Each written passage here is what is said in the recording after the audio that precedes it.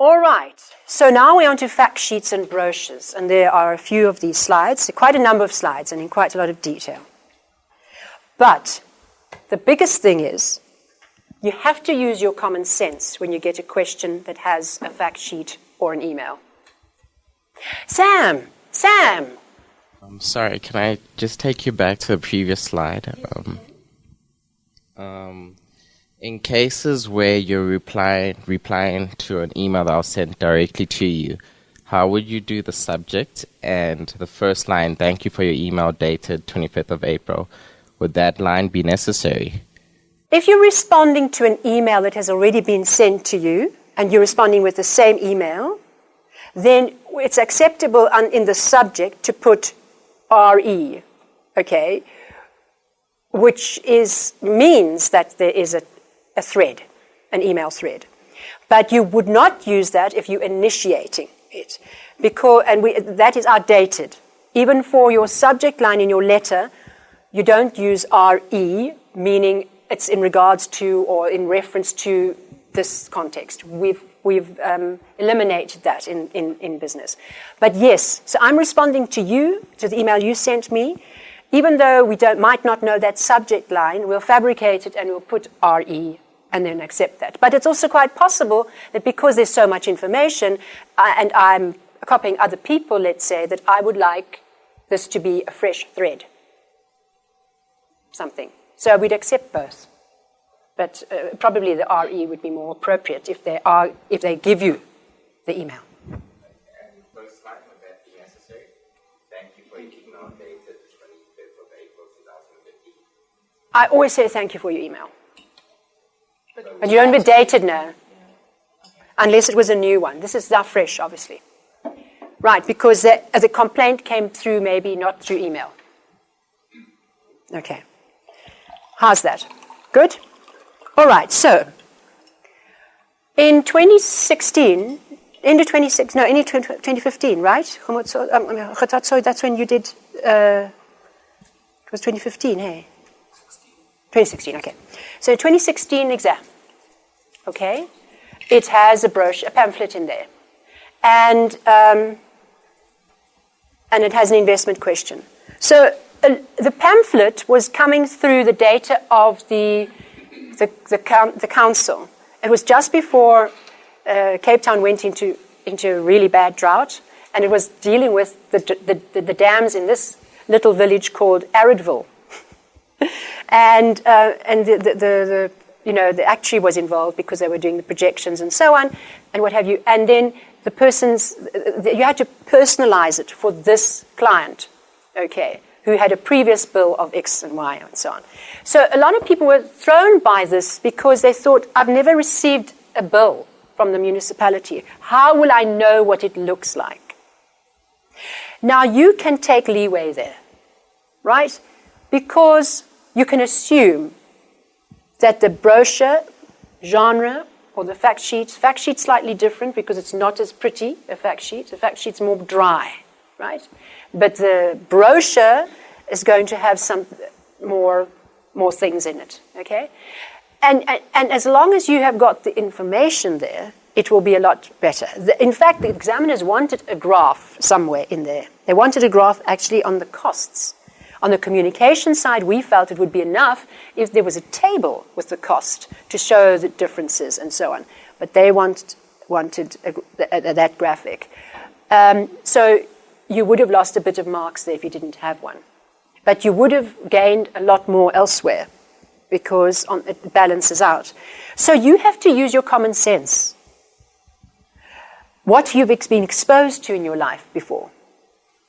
So that is what I want to say. There's a lot of information on the internet about what a fact sheet should look like and what a brochure should look like, whether it should be endorsed by an entity. A pamphlet most particularly must be endorsed by a credible entity like an institution or a person with authority so that we can believe it. Otherwise, what is it? It's hoax information that needs to be fact-checked, right? So that's important to have a logo or a Yes, or it's from somebody credible. It's not from, it has got somebody that you can go to and hold accountable for the data that's in there. Okay, so that's how that works. And the brochure, on the other hand, the brochure is going to be more appealing and is usually associated with a cell somewhere, right? You want the person to pick up the phone and then you can carry on, explaining the product or get them to buy the product. So the brochure has that connotation. So the brochure, glossy paper maybe, more color, etc. You can't put that in your Word document, but you could put other things in your Word document. You could use the array of fonts that is available on the ribbon of the Word, where it will go title, heading 1, heading 2, or subtitle, emphasis, etc. So you can use some of that. But I don't want you to go overboard with that, but you do need to indicate that you've made the effort to give it that appeal, that genre. Okay, it's going to signify this is a brochure. So in this exam, which I'm going to just haul up quickly for you, for the brochure, let's just see if I have covered. Do you notice here, it's the extrinsic aspects of structure and layout. What does the fact sheet actually look like? So your fact sheet is generally something, of course, that has facts in it, and that will have a longer term effect. It will be pertinent for longer. Those things in there will more or less last. If you're going to talk about flexi plan or flexi interest, what is it? Fixed interest versus flexi. Then those are standard. They don't deviate much, right? There's always a way in which they are carried out in banks, etc. So that will be long term. You want to make it as universal as possible. So you don't tie it down to a person in the fact sheet. Unless it's a printout. It's something that you just fill in. So you send this to each customer and their details are filled in like a quote. Because one year they did have that. And that was, I'm saying to you now, basically, that I can't say that the fact sheet will always mean this or that. I'm saying that you have to take your lead from the notes that you're given. Okay? Do not be thrown by the fact that this examiner has a different idea. I think you can definitely say this doesn't fall into the category of a letter. Okay? It doesn't fall into the category of a brochure. And I have to put all this information. So the examiner's called it a fact sheet. Let me put it in a way in which it would look like that it's like that. Maybe the examiner should have said it was a form. But, okay, all right. You will get this information, okay?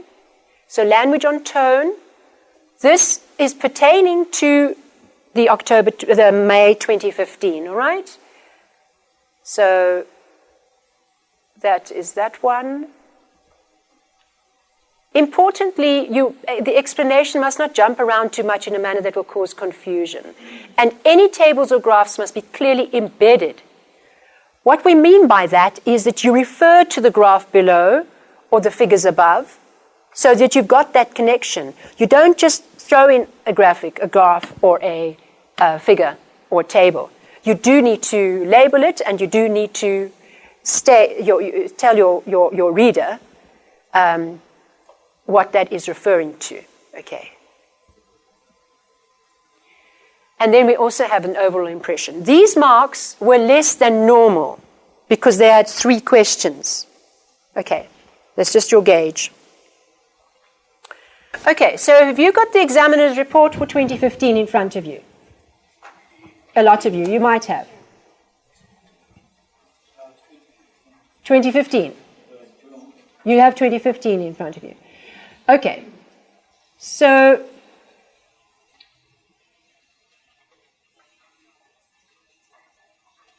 let's have a look at this quickly. I want to just show you something. Often they do like to do this, right? All right, so what we have here is that you were given what is in that table, right? In that one cell there. An introduction, introducing med plan. It didn't say introduction, introducing MedPlan, because you want to get them into the product straight away. So then they said you don't have to repeat this. But in this exam, it was amazing. People who didn't repeat that, or put that at the top of their document, ended up not following it directly thereafter. They didn't get the feel, the right feel. Ended up speaking in the third person and didn't start the response in the appropriate way. So here, why would I start with out-of-hospital benefits, knowing that section was what you were given? Maybe it's easier to get into the whole writing of this piece of communication by starting with the easiest one first and then getting into the swing of it. The easier ones first, yes, because there are lots of information. There's a better answer for that. That one is okay, but sort of. But MedPlan, our new generation medical scheme product, is designed to do just that, referring to that. It not only helps you manage your out-of-hospital medical expenses, but also provides comprehensive in-hospital cover. Then it starts with out-of-hospital benefits, because that is the first one that they mentioned, out-of-hospital medical expenses. And it is probably easier to explain that one, as Taka said.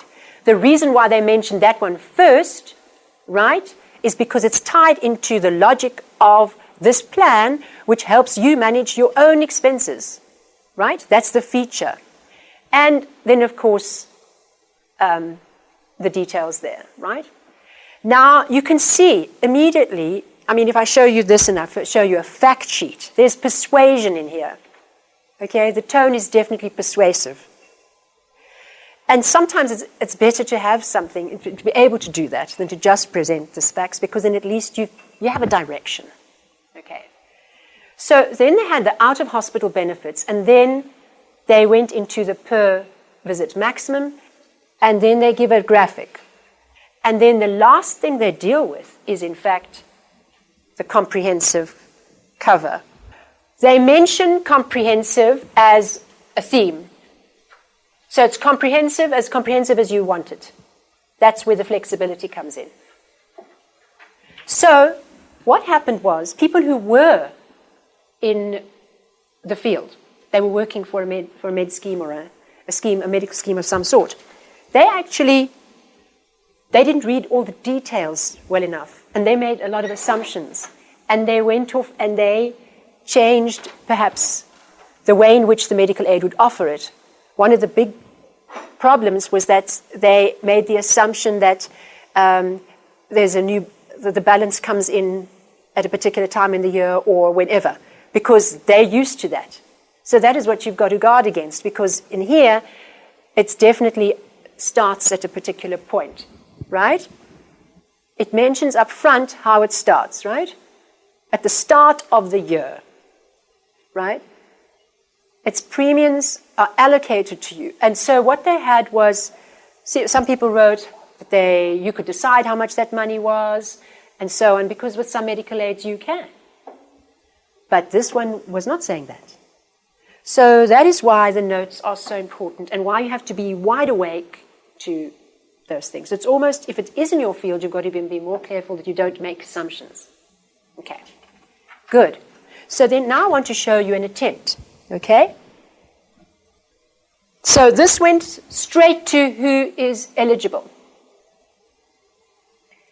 from that paragraph that you were given in the box. It's possible that it could work, right? How much will it cost you? And they didn't really talk about costs either. They never gave costs in that. So giving costs puts you in a place where now the whole brochure is on a cost. And it's not such a good idea, because someone picks up the brochure and identifies with that cost and then holds you as the company responsible for this thing that you've promised with that cost. So in this case, the cost should not have been there. It's based, you're going to talk about costs on the next step. In the other example, the last paragraph, there's an introductory paragraph about it on a brochure and a fact sheet. There's always an introductory, even if it's one sentence. You've got to give your reader or your client where you are. You've got to give that indication with a bit of context. And it's good etiquette, written etiquette to do so. And at the end, it will be the next steps with a brochure. And invariably with a pamphlet as well, there will be that final statement. Okay, this really ties it up. We like to have a whole, like a unit. So then in-hospital benefits goes to in-hospital benefits first instead of the out-of-hospital benefits. So what has it done? It's flipped the parallel development or structure that you set up in the first paragraph. It's not major, it just means that it's affecting the coherence and the clarity over here. And it's just a whole lot of bullet points with, you see, with headings. The headings are nice, but it hasn't got any narrative there. So there's no break away from it. So the person comes away reading this, and in the mind, they've got bullet points. It's better that a few bullet points are generated from a bit of text, rather than to have bullet points as the whole style. Okay? And it's a bit of a cop-out as well, just to put it in like that. Because then that's more like it doesn't show, Would you be able to just put this into a brochure is the question. Then another thing I want to show you is the question. It's great to have a question as a heading. But then you want to have questions for all of the headings. It will be the style. All questions or no questions. Okay? And that's also true of your presentation. You can have a question in a slide, but not as a heading in the presentation. Right? Maybe this slide is made up of questions. But the heading is not a question. But there must be that parallel with, and that's how we market on the communication side. So I'm just warning you about that, even though you will find it, lots of people do it all differently. Yes, Fatima, have we got a question there from Fatima? I would have thought that a brochure would be like a PowerPoint presentation, but just like that'll be printed on paper and handed out to people, right? That's why I understand where this person's coming from with all the bullet points. So, because if somebody were to tell me that they're going to put this on a brochure, I'd say it's too paragraphy. So, I'm a bit... Well, imagine that in three columns, folded, the brochure. And that flows better, yes. So the reader, it is meant to be read, whereas a presentation is meant to be seen and heard, right? So that's the difference as well. So you'd put bullet points in a presentation and not in something like this? You can, but I said select. If you've got a major point that you've made, and from it there are these subsidiary points, and those would be bullets. But you don't want to have everything bulleted. But I just mean in a presentation, you'd put everything in bullets. You don't have to use the bullet form, but you can. You have a range of ways in which you can use it. A bullet and an indentation and a variety of ways in which you would present it. Not only in bullet form, but it wouldn't be narrative. Definitely not. Because that is not what... It's not going to be a whole lot of text together. Your wording is different. You leaner with your words in the presentation. All right? Because you only want to give... It's visual. Like the difference between this and the presentation you've been looking at. So, Taka? So for these brochure type questions, are they mainly concerned about the information that goes into the brochure, or do we have to also kind of make it look like a brochure? So yes, you need to make it look like a brochure. So here it has failed. It's got there's attempt to make the bullet points different, and there is the indentation there, benefits include, etc. So that's fine, but it's not going to be a great mark. Yes, no bolding and so on. And as I said, 2 questions, 3 questions, that's fine. But then they should all be questions. There are some communication markers that are very fussy about that. And is it a good idea to like change the color of the page or highlight No, things? no, you won't have to go into that to that extent. Remember that the marketing department mostly wants the information. So flow is important, and the fact that it's accurate and well explained. Because maybe the marketing department has this amazing product, but they just don't know how to bring it across accurately. So the design aspect pretty much comes in for the font. The font, the use of the font, and how you would break the paragraphs up. So you wouldn't have one block paragraph. That would not work, right? You're in the wrong space then, definitely, if you would do that. Okay.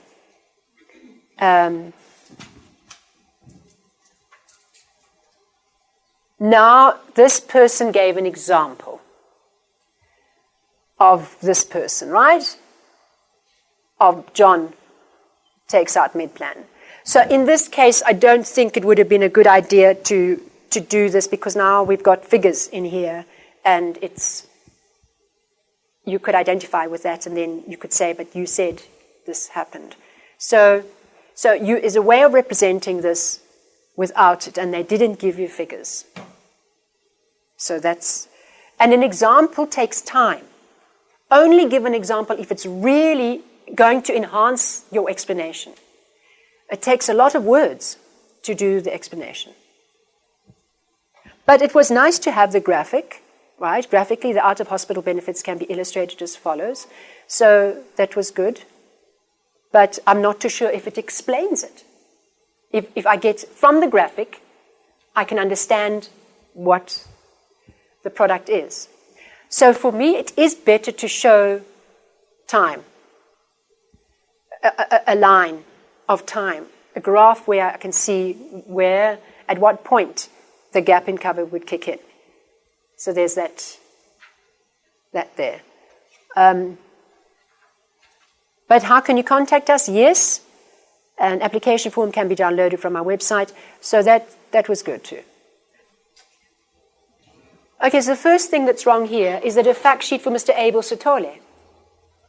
And it's a fact sheet that they're going to hand out at the workshop. It can't be for him. Right? This has to be, in this instance, it's got to be a customer. And you've got to say, in this case, they asked you to illustrate it, right? That was in the notes. So then it's fine, you're going to do that and not be penalized. But you won't individualize it, because it means that Mr. Abel Sotole is being called out at this general workshop. So just in terms of format, it was important to state that the Highland Bank has noted that in the past 5 years, which no S there, but the customers, the apostrophe in the first line is good. The Highlands Bank places its customers' needs. That's correct. And then the reason for the special. Your personal information is as follows. I think what happened was that this person had a previous exam in their mind when they did this, where they needed to personalize something. So you have to be, when you get into the exam, you look at, focus, make your world just the question, each question that you're doing. All right? Just that. So they had that, which would have been fine in its own, but I think the best way to reflect this is in a graph, a better way to reflect the interest and, and how this would work.